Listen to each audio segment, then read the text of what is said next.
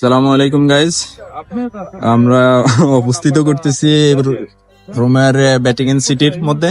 তো এইসব নিয়ে এখন আমাদের মধ্যে বক্তব্য রাখবেন, মানে কিছু কথা রাখবেন, এসব নিয়ে কথা বলবেন ভ্যাটিকান সিটি নিয়ে আমাদের জাহিদ কাকা। হ্যালো গাইস এভরিওয়ান, আসলে ভ্যাটিকান সিটি প্রাচীনতম একটা ঐতিহ্য। এখানে প্রায় 2000 বছর থেকে এখানে ঐতিহ্য আছে।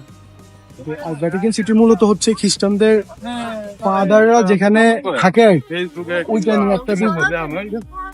এটা হচ্ছে ভ্যাটিকান সিটির মূল আকর্ষণ। এখান থেকে সারা ওয়ার্ল্ডে যত ফাদার্স গির্জার নিয়োগ হয় এই ভ্যাটিকান সিটি থেকে হয়। আর এই বিষয় নিয়ে আসলে আমরা কাকা বাতিজা সবাই একসাথে অনেকদিন পরে হয়েছি, কারণ আমরা ঘুরতে আসলাম। আমাদের মাঝে আমার কাকা পলাশ কিছু বলবে আপনাদের মাঝে, তাকে বলার জন্য অনুরোধ করবো। আসসালামু আলাইকুম, আমি পলাশ।